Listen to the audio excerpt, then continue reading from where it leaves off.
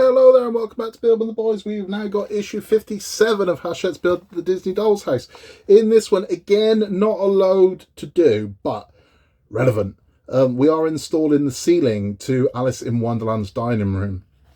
Now, a lot of you have experienced a lot of breakages in this one from what I've seen in the groups.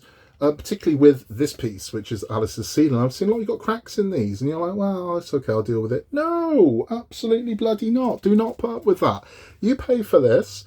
You don't pay for defective goods. You contact Hachette and you tell them you want another one. That's how this works, right? So you've not paid for broken goods. It really is that simple. It's not okay. It just isn't. You get what you pay for, you know? They wouldn't accept a broken payment from you, so don't accept broken goods from them. It really is that simple. If your ceiling has arrived broken, tell them you want another ceiling. It really is that simple. And they will oblige. The other one that comes up, there's a pretty piece in this, a frozen chair, that a lot of people, again, have said theirs has arrived broken. Not okay, not acceptable, not good enough.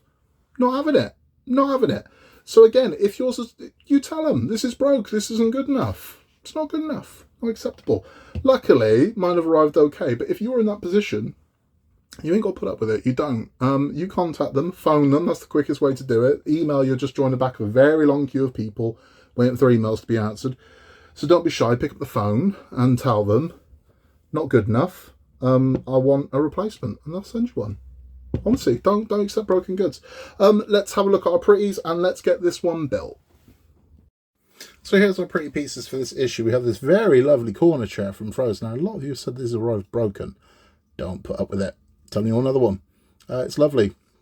It's padded again. It's gorgeous. And this will fit nicely into the corner of our Frozen room. We've got another rug for the Frozen room. So we've got two rugs for the Frozen room. Got this one here, which I'm sure that's for the Frozen room. It's got bloody icicle on it. Of course it is. We've got two. Now, this is what I was talking about earlier. The back of these, oh my good God, that's horrendous.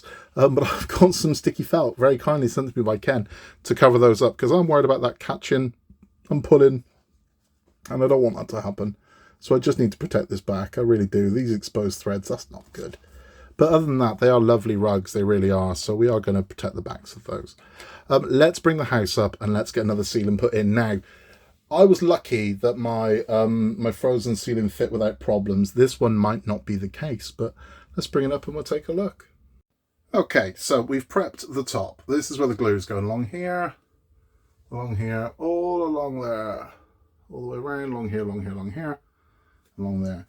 And then our ceiling is going to slot in here, so like so, but it's not going to be that bloody easy. So I'm going to have to do this off camera, so I just can't do this one-handed. It doesn't feel like I've got any problems. If I have, I will show you how we remedy them. So we're on. Not really any problems. Not really. Let's glue there. Not really any problems. It needed wiggling, is what it needed. It needed persuading. So I had to wiggle the walls to get that to line up properly. I had to wiggle this part here to get this to line up properly. The one that I had the biggest problems with was this tab here for some reason. No idea why, but what we used is what came my tweezers just to persuade it in, and then in it went. So no real problems at all. Very snug fit. It's glued in place. I am going to put some weight on it just to sort of give it that that bond, but I don't want to put any weight in the middle. I mean, it does feel sturdy, but I wouldn't want to overly weigh this thing down. But that is it. So that is our first two ceilings in. And that's this one complete. The next thing we're going to do is lighting, which is very exciting. And we'll have a chat. So that's that one done. Now, I was fortunate enough that mine have gone on relatively easy, but I can see that becoming a nightmare if you're even slightly out of alignment. However, what is important to know here is that those tabs, there are more tabs than you need. So if you do have to chisel away a bit of a tab to get it to sit flush, then do it, right? As long as this is on the rest of the tabs, it's glued and it's held in place. The rest of the weight of the house is going to pin this into place anyway. So if there's that one tab that is just stopping the whole thing from going in, don't feel like you can't sand off a little piece of it to get it to fit, because those things are just guides to keep it in place. You will be okay. That's what I was going to show you. If mine didn't fit, that's what I would have done, but I would literally be chiseling a tab off for the sake of it. So if you do have that problem, don't feel like you can't. Don't feel like you're buggering it up if you do that. If it's just one tab stopping it, if there's multiple tabs stopping it, you've got a bigger problem. But if it's just that one tab, take it off and try and fit it on another way. So if at first it goes on, you know, well, that's lopsided, then take it off and start on a different tab. Start on each of the tabs and see if you can get it to fit flush. Start on the tab that's causing you a problem. See if you can get that one and then line up the rest. It might all pull together. That'll be the easiest way to do this. But don't feel as if there's something failed or something gone wrong or nothing can be fixed, because this is a very easy fix. So if this one isn't fitting flush for you, don't get frustrated, don't get angry about it, and don't panic. Do not panic, because it's easily fixed. This is easy fixed. Just because it doesn't fit flush on the pins doesn't mean anything. If you've had moisture in the air has made some of your tabs expand, that'll be enough to stop this from happening. If one of them's slightly askewed, that'll be enough. But again, like I said, the weight of the rest of the house is going to hold this in place. Those tabs are just a guide. That's all they are at this point. They're not pinning this thing in place or holding it there. So if you do have to lose a tab or shave a bit off a tab, you can. If you have any problems, contact me at buildingtheboys@outlook.com and I'll happily help you where I can. If you're going to do that, I need pictures or video. But because what I get a lot of is, my tab doesn't fit in this hole. And I'm like, okay, without pictures, I don't know what you're talking about. So I need the pictures. So take pictures if you have got a problem. This is the problem I've got, and I will advise you the best I can in a way how to fix it. But it's nice, it's looking good. I mean, we've got two ceilings on now. This is feeling sturdy, this is feeling solid. It's looking dark now, so we've lost a lot of the light that was coming in. But in the next issue, we are installing our first electrics.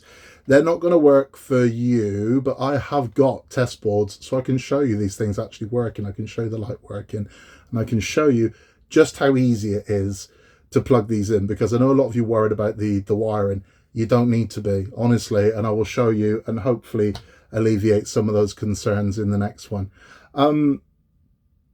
There is something else I want to show you. This is slightly off topic, but not at the same time. I mean, again, I discussed Up in last month's, and there is something coming out for the 100th anniversary of Disney, because Disney is 100 years old, not Walt Disney, the Disney company itself, 100 years old this year. And for its anniversary, it's teamed up with a lot of different partners that are doing different things.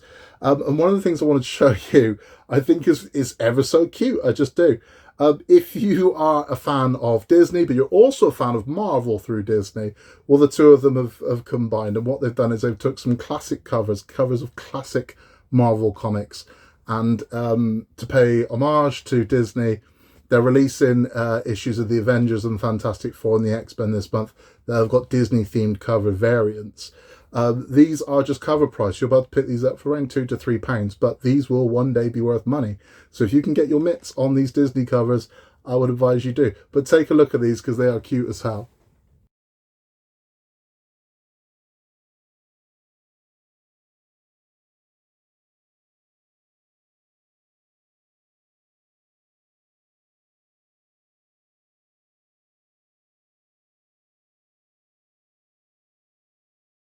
I don't know, I love those. I think the one with Pete as Thanos, and you can see Donald as the Silver Surfer, and I think that's gorgeous, I really do. That's all from me. I will be back very, very soon to close out the month with issue 58, where we'll be doing our first electrics, and I will alleviate some of your concerns with the electrics. Also in episode 58, I'll be showing you something that's coming up on the channel that I know Disney Dolls House fans are going to love. But you'll be getting a sneak peek. You'll be the first ones to see that, and that will be coming up on the channel very, very soon. I mean, as quick as I can get it done, it'll be uploaded. So hopefully it'll be up very shortly after this one. So if you're watching this one, chances are the next one, if it isn't there yet, will be along very, very soon. In a world where you can be anything at all, just be nice, and I will catch you on the next one for more Disney Dolls House.